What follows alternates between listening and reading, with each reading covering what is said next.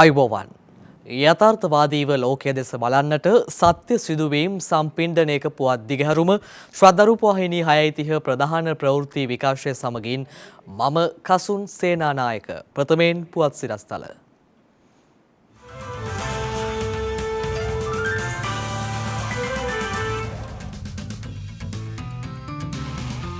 වාහනවලට සතියකට නිකුත් කරන ඉන්ධන ප්‍රමාණය සංශෝධනය කෙරේ. ඉන්ධන ලබා ගැනීමට ත්‍රිරෝද රථ පොලිස් ස්ථානවල ලියාපදිංචි කිරීම අනිවාර්ය කෙරේ. ගුරුවරුන්ට සහ සිසුන්ට පාසල් පැමිණීමට අගෝස්තු 1 වනදා සිට පාසල් සේවාව නමින් නව පෞද්ගලික බස් රථ සේවාවක්. කැලිෆෝනියාවේ උෂ්ණත්වයද වාර්තාගත ලෙස ඉහළට. The blaze erupted Friday.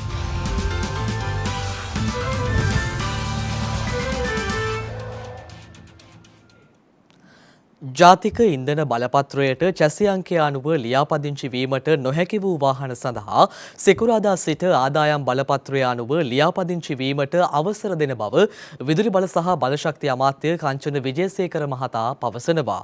එමෙන් මේ මහතා සඳහන් කළේ අගෝස්තු මාස 1 වනදා සිට ඉන්ධන නිකුත් කිරීමේදී QR පහසුකම් සහිත පිරවුම්හල් වෙත ප්‍රමුඛතාවය ලබා දෙන බවයි.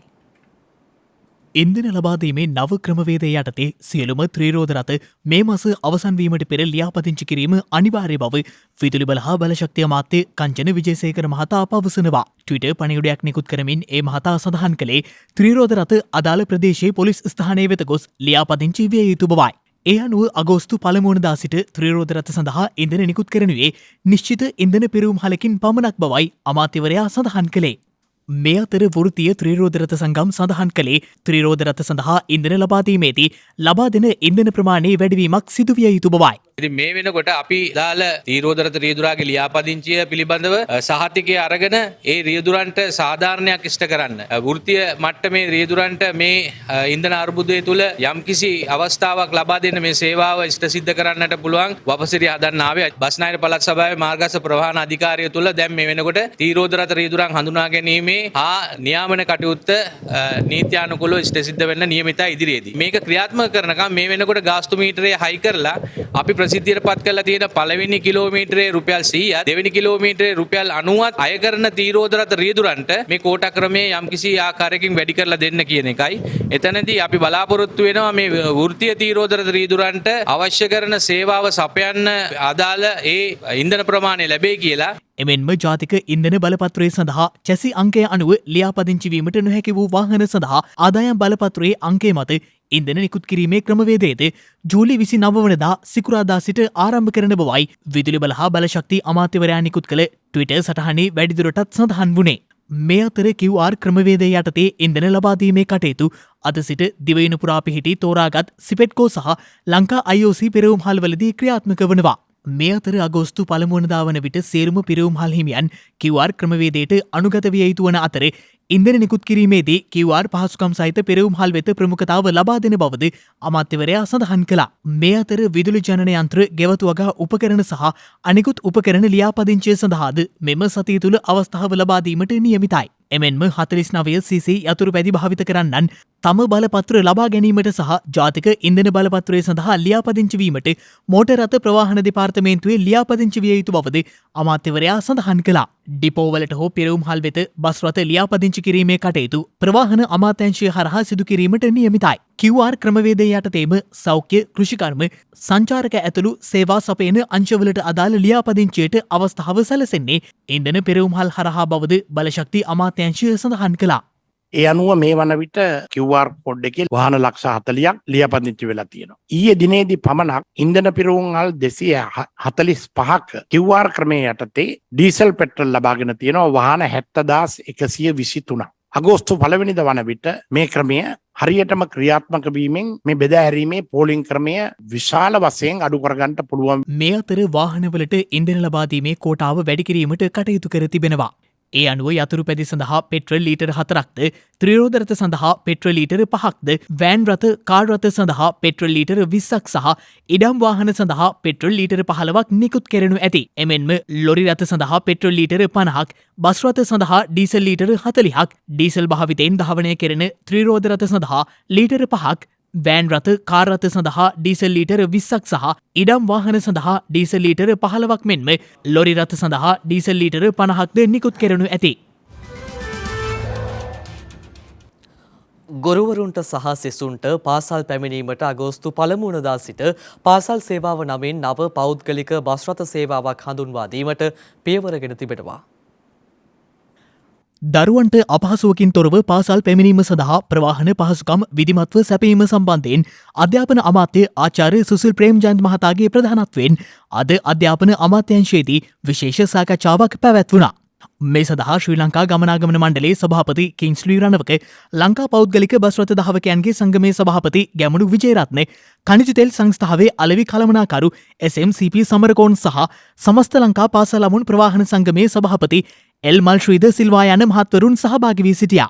මෙහිදී පාසල් වෑන් රථ හා බස් රථ සඳහා ආසන්නම ඩිපෝ මගින් අවහිරයකින් තොරව නියමිත ක්‍රමවේදයකට අනුව ඉන්ධන ලබා දීමටත් ඊට අවශ්‍ය පහසුකම් සැපීමටත් ඛනිජ තෙල් නීතිගත සංස්ථාව හා ගමනාගමන මණ්ඩලයේ එකඟතාවය පළ කර තිබෙනවා. ඒ අනුව සතියට දින දෙකක් එනම් බදාදා සහ සෙනසුරාදා දිනවල ඩිපෝ මගින් අවශ්‍ය ප්‍රමාණයට නිසි කළමනාකරණයක් යටතේ ඉන්ධන නිකුත් කෙරෙනු ඇති. පාසල් සේවාව නමින් නව පෞද්ගලික බස් රථ සේවාවක් අගෝස්තු 1 වනදා ආරම්භ වන අතර බස් නාම පූර්වවල අදාළ පාසල් නාමයන් සඳහන් කරමින් දෛනික ගමන් වාර දෙකක් වශයෙන් මෙම බස් රථ ධාවනයට එක් කිරීමට නියමිතයි.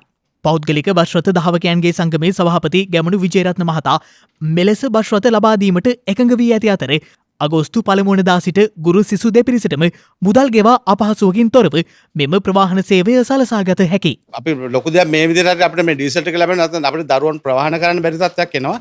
දැන් අවශ්‍ය ප්‍රමාණය අපි දැනුවත් කරමු. දවස් 3යි දැන් ඉස්කෝලේ පාසල් පවත්වන්නේ. එතකොට ඒ පවත්වන දවස් ටිකට ඩීසල් ප්‍රමාණය ලබා දෙනවා. නැවතත් සතියේ දවස් දෙකක් මේකට වෙන් කරා කොහොමද දරුවෝ පාර තියන්නේ නැතුව අවශ්‍ය ප්‍රමාණය කතා කරලා අරගෙන ඩීසල් ප්‍රමාණය ලබා දීලා මේ දේ කරගෙන යන්න කියන එක තමයි එතුමා කිව්වා. අපි කිව්වේ බොහොම ස්තුතිවන්ත වෙනවා. දරුවන් අවුරුදු දෙකක් පාසල් ගියේ නෑ.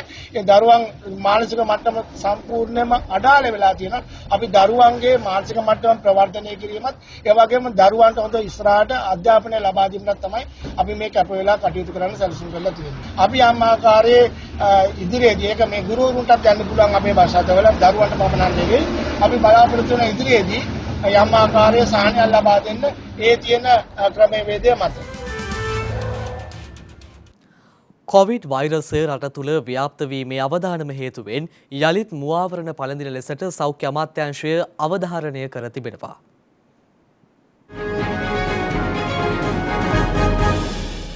දෛනිකව මෙරටින් වාර්තාවන කොවිඩ් ආසාදිතයන්ගේ සීග්‍ර ඉහළ යාමක් පෙන්නුම් කරමින් ගත වූ දිනේ මෙරටින් නව කොවිඩ් ආසාදිතයන් 75 දෙනෙකු වාර්තා වී ඇති බව වසංගත රෝග විද්‍යා ඒකකය දැනුම් දී තිබෙනවා. ඒ මෙරටින් වාර්තාවන සමස්ත කොවිඩ් ආසාදිතයන් සංඛ්‍යාව 6,64,975ක් දක්වා ඉහළ නංවමින් මේ අතර ගත වූ දිනේ මෙරටින් කොවිඩ් ආසාදිත මරණ දෙකක් වාර්තා වී ඇති බව සෞඛ්‍ය සේවා අධ්‍යක්ෂ ජෙනරාල්වරයා විසින් දැනුම් දී තිබෙනවා. ඒ අනුව මේ වන විට මෙරටින් වාර්තාවන සමස්ත කොවිඩ් ආසාදිත මරණ සංඛ්‍යාව 16,539ක් ලෙසයි දැක්වෙන්නේ. මේ අතර කොවිඩ් වසංගතය යළි හිස එසවීම සම්බන්ධව සෞඛ්‍යංශ මෙලෙස අදහස් පළ කළා. සාමාන්‍යයෙන් මේකෙදී කැස්ස හෙම්බිරිසා වුණ කොවිඩ් රෝගය හෝ ආසන්න රෝග ලක්ෂණයක් තියෙන අවස්ථාවක වෛද්‍යවරයෙක් හමු වෙලා වෛද්‍ය උපදෙස් ලබා ගැනීමයි වැදගත් වෙන්නේ. ඔවුන්ට ලබා දීලා තියෙන මාර්ගෝපදේශ අනුව සැකකටයුතු රෝගීන් කවුද කියලා හඳුනාගෙන ඒ අයව පරීක්ෂණයට ලක් කිරීම මේ වෙනකොටත් සිද්ධ වෙනවා. ඒ සඳහා භාවිතා කරන්නේ PCR පරීක්ෂණද රැපිඩ් ඇන්ටිජන් පරීක්ෂණද කියන එක ඒ ආයතන සහ ඒ දීලා තියෙන මාර්ගෝපදේශ අනුවයි සිද්ධ වෙන්නේ. ඒ නිසා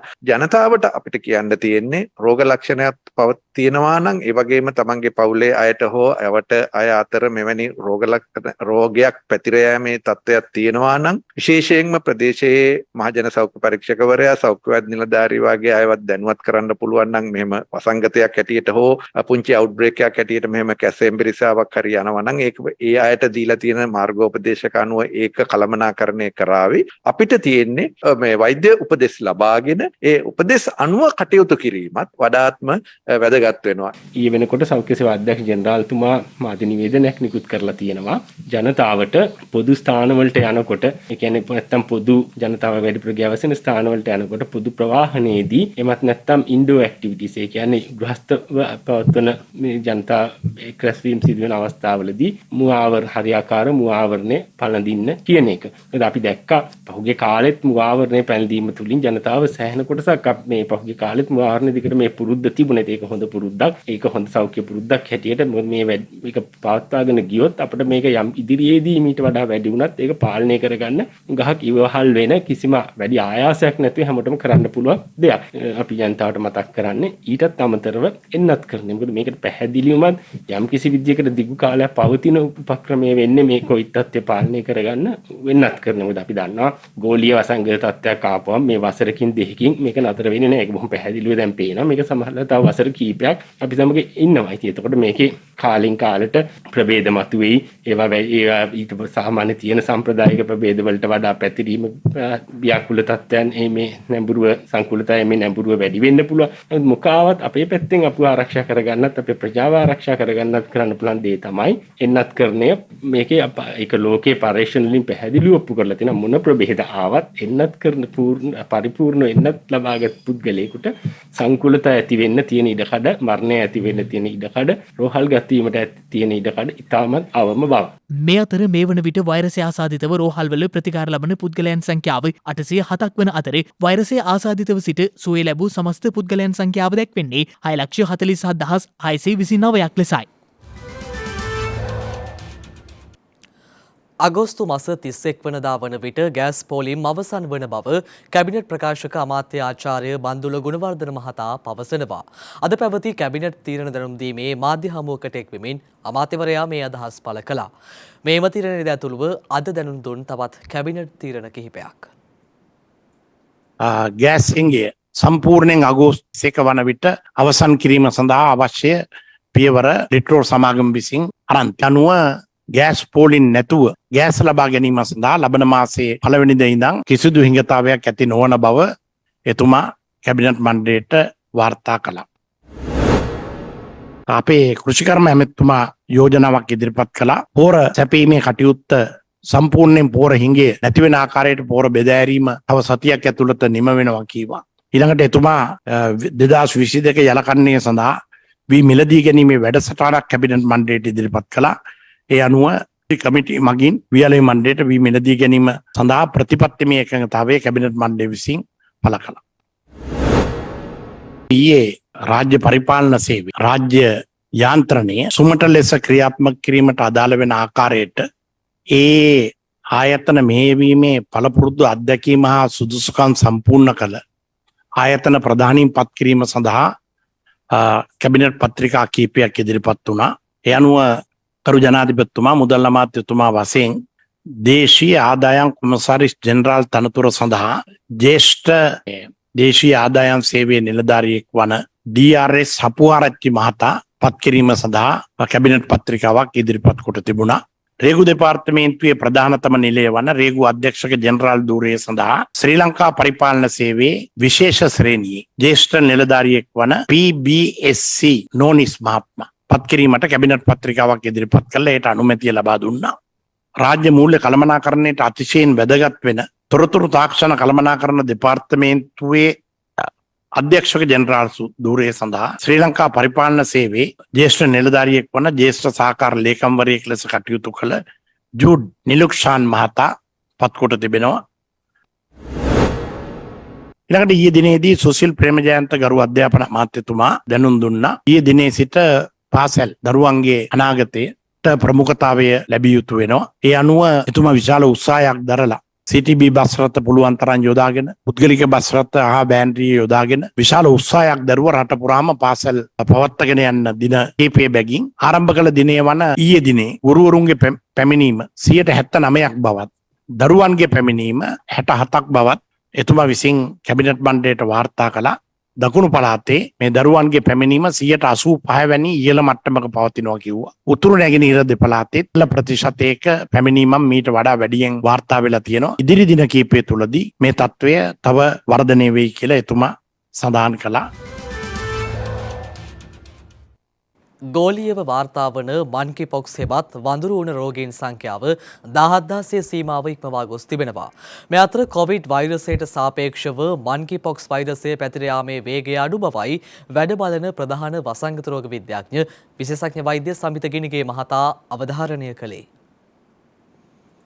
ගෝලිය මහජන හදිසි තත්වයක් ලෙස ප්‍රකාශයට පත් කර ඇති මංකිපොක්ස් හෙවත් වඳුරු උණ රෝගයට ගොදුරු වූ ලෝපුරා පුද්ගලයන් සංඛ්‍යාව අද වන විට 10000 සීමාව ඉක්මවා ගොස් තිබෙනවා. ඒ අනුව විදේශ මාධ්‍ය වාර්තා කළේ ලෝකයේ රටවල් 75ක මෙම රෝගය පැතිර ගොස් ඇති බවයි. අසල්වැසි ඉන්දියාවෙන් වඳුරු උණ ආසාදිතයන් සිදු දෙනෙකු හඳුනාගෙන ඇති පසුබිමක එම රෝගය වැළඳී ඇති බවට සැකකෙරෙන 40 හැවිරිදි තවත් පුද්ගලයෙකු තෙලංගානා ප්‍රාන්තයෙන්ද හඳුනාගෙන ඇති බවයි ඉන්දිය මාධ්‍ය වාර්තා කළේ. ඔහු කුවේට් රාජ්‍යයේ සිට ඉන්දියාවට පැමිණ ඇති අතර උණ සහ සමේ බිබිලි සහිත තත්වයක් පෙන්නුම් කිරීම හේතුවෙන් හයිද්‍රාබාද්හි රජයේ රෝහලකට ඇතුළත් කර තිබෙනවා. මේ අතර ජපානයෙන්ද පළමු වරට වඳුරු උණ ආසාදිතයෙකු වාර්තා වී තිබෙනවා. එරට රාජ්‍ය මාධ්‍ය උපුටා දක්වමින් රොයිටර් පුවත් සේවය වාර්තා කළේ එම රෝගියා ටෝකියෝ නගරයෙන් වාර්තා වී ඇති බවයි. මේ අතර සිංගප්පූරුවෙන් නව වඳුරු උණ රෝගීන් දෙදෙනෙකු හඳුනාගෙන තිබෙනවා. එරට සෞඛ්‍ය අමාත්‍යාංශය සඳහන් කළේ ඒ අනුව මේ වන විට එරටින් හඳුනාගෙන ඇති ආසාදිතයන් සංඛ්‍යාව 8ක් දක්වා ඉහළ ගොස් ඇති බවයි. මේ අතර කොවිඩ් වෛරසයට සාපේක්ෂව මංකිපොක්ස් හෙවත් වඳුරු උණ රෝගයේ පැතිර යාමේ වේගය අඩු බවයි වැඩ බලන ප්‍රධාන වසංගත රෝග විද්‍යාඥ විශේෂඥ වෛද්‍ය සමිත ගිනිගේ මහතා අවධාරණය කළේ.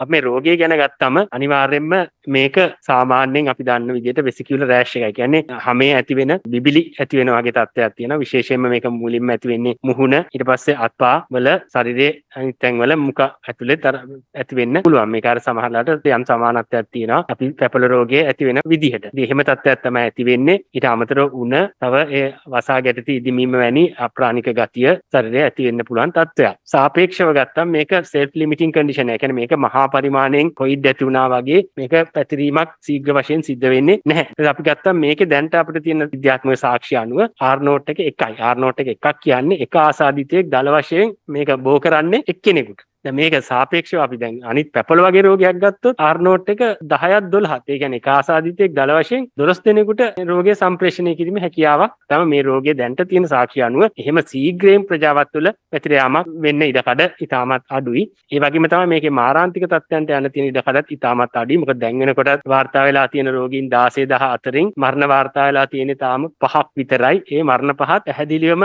වාර්තා වෙලා තියෙන අප්‍රිකානු මහද්වීපය ආශ්‍රිතව විතරමයි. නැත්නම් අර ඒක රෝගේ සම්ප්‍රේෂණ යුරෝපකරයෙන්වත් ඇමරිකන් ඒකකරයෙන්වත් කිසිම මරණයක් වාර්තා වෙලා නැහැ. හැම වාර්තා වෙච්ච රෝගියෙක්ම සුව වෙලා තියෙනවා. ඒතර දැන් වෙනකොට අපේ රටක් විදියට මේකට අපි සූදානම තියෙනවා. නමුත් අනවශ්‍ය විදියට ජනතාව මේකට ඇති ගැනීමේ අවශ්‍යතාවයක් නැහැ. දැන් රටක් විදියට අපි සෞඛ්‍ය අමාත්‍යාංශ විදියට මේක ආරංචි වෙච්ච දවසේම ජූනි මාසේ 8 වෙනිදාම අපි චක්‍ර ලේඛනයක් නිකුත් කළා තියෙන අධ්‍යක්ෂ ජෙනරාල්තුමා. ඒ කියන්නේ මේ වගේ සැක කටයුතු රෝගියෙක් වාර්තා වුණොත් පැහැදිලිවම ඒක දැනුම් දීමක් කරන්න කියලා වසංගත රෝග විද්‍යාංශයටත්. එතකොට අපි ඒ පිළිබඳ අපිට එහෙම තත්ත්වයක් ආවොත් පැතිරීම අඩු කරන්න උට ප්‍රතිකාර කරන්නේ ස්ථාන අපිට සතුව තියෙනවා. එහෙම ඒ පෙර සූදානමක් තියෙනවා. ඒත් එක්ක මේක හඳුනා ගන්න කරන පරීක්ෂණයක් PCR පරීක්ෂණයක්. ඉතින් අපේ රටේ දැන් PCR පරීක්ෂණ කිරීමේ හැකියාව තාක්ෂණය අපිට තියෙනවා. එතකොට ඒකට අවශ්‍ය ප්‍රතිකාරක කියන්නේ ගෙන්න ගන්න ඕනේ. ඒ පිළිබඳව දැන් සෞඛ්‍ය අමාත්‍යාංශයේ ලෝක සෞඛ්‍ය සංවිධානයත් එක්ක සාකච්ඡා කරමින් ඉන්නේ. මෙරට දුම්රිය ප්‍රවාහනයේදී දිනකට පාඩුව රුපියල් කෝටි 10කට වඩා වැඩි බව ප්‍රවාහන හා මහමාර්ග අමාත්‍ය ආචාර්ය බන්දුල ගුණවර්ධන මහතා පවසනවා. ඒ අනුව අමාත්‍යවරයා පෙන්වා දුන්නේ දුම්රිය ගාස්තු සංශෝධනය ප්‍රමාදයකින් තොරව ක්‍රියාත්මක කිරීමට පියවර ගන්නා බවයි. එක දවසකට දුම්රිය සේවය පවත්වාගෙන ගියාම විශේෂ අමාත්‍යවරයා ලෙස මම වගකීමෙන් කියන්නේ එක දවසකට කෝටි 10කට වැඩි අලාභයි. එතකොට දුම්රිය ගමන් නොකරන මගීන් තමයි මේ අලාභය විඳින්න ඕනේ මහා ජනතාව. මේක අපේ පුද්ගලික දේපලක් නෙමෙයි. දැන් 2021 වර්ෂයේ ආදායම 2.6 බිලියන ලබනකොට වැටුප්පා වේතනවලට ඉතරක් ගෙවලා තියෙනවා දුම්රිය දෙපාර්තමේන්තුවේ බිලියන 7.8ක්. බිලියන 2.6ක ආදායමෙන් සේවක වැටුප් හා වේතන 7.8ක් ගෙවන්නේ කොහොමද කියන ප්‍රශ්නෙට කවුරු හරි පිළිතුරක් දෙන්න ඕනේ.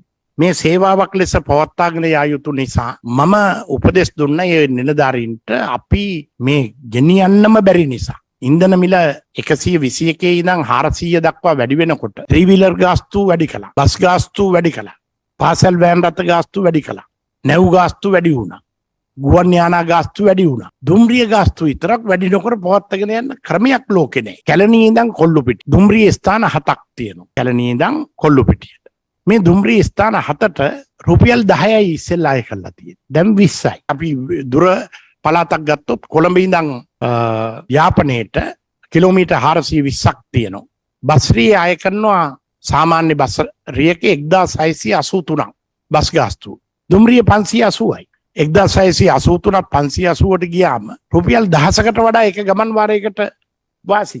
මෙවන් තත්වයක් තුලදී තමයි අපි බොහොම සාධාරණ මහජනයාගේ පැත්ත හිතලා අපිට කරන්න පුළුවන් විශාලම කැපකිරීම කළා තමයි මේ මිලත් හදාගෙන තියෙන්නේ. මේ 150නුත් යන්න බෑ මේ වගේ විශාල අලාභයක් තියෙන එක. මේ වගේ රාජ්‍ය ආයතන අසාමාන්‍ය ලෙස අලාභ විඳීම නිසා තමයි අලාභයේ පියවන්න ණය අරගෙන ඉතිහාසයේ පුරාම ගත්ත ණය ගෙවන්න බැරිවීම තුලින් රට බංකොලොත් තත්වයට පත් වෙලා තියෙන්නේ මේ හේතුව නිසා. ඉතින් අපි කැමති වුණත් අකමැති වුණත් මේ මහ පොළොවේ තියෙන යථාර්ථය පිළි අරගෙන මේ ගාස්තු වැඩි කිරීම අපි එකඟතාවය ඇතුව කළා කැබිනට් අනුමැතිය ලබාගෙන ගැසට් නිවේදනය නිකුත් කළා. දිනක සටහන් නිමවන්නට මත්තෙන් හෙට දවසේ වැදගත්කම ගැනයි මේ අවධානය.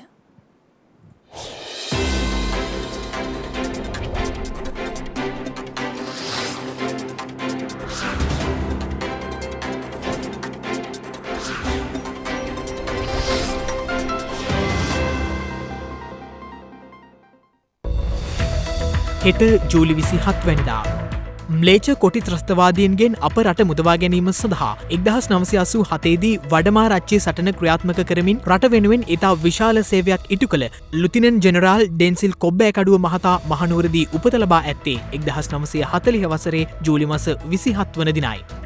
ශ්‍රී ලංකා රාජ්‍ය මන්ත්‍රණ සභාවට මහජන ඡන්දයෙන් තේරීපත් වූ පළමු කාන්තාව වන ඇඩ්ලින් මොළමුරේ මහත්මිය මෙලොවින් සමුගෙන ඇත්තේ 1977 වසරේ ජූලි මාස 27 වන දිනයි. කැනෙඩියානු ජෛව රසායන විද්‍යාඥයෙකු වන ෆෙඩරික් බැන්ටින් සහ සහයකයින් විසින් දියවැඩියාව සඳහා විභව ප්‍රතිකාරයක් ලෙස යොදා ගන්නා ඉන්සුලින් හෝමෝනය සොයාගෙන ඇත්තේ 1921 වසරේ ජූලි මාස 27 වන දිනයි.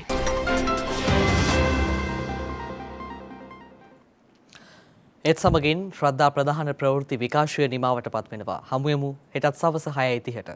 තෙරුවන් සරණයි. නමෝ බුද්ධාය. මෙවැනි වැදගත් පුවත් නැරඹීම සඳහා ශ්‍රද්ධා TV News YouTube චැනලය සබස්ක්‍රයිබ් කර සීනුව සලකුණ වන්න.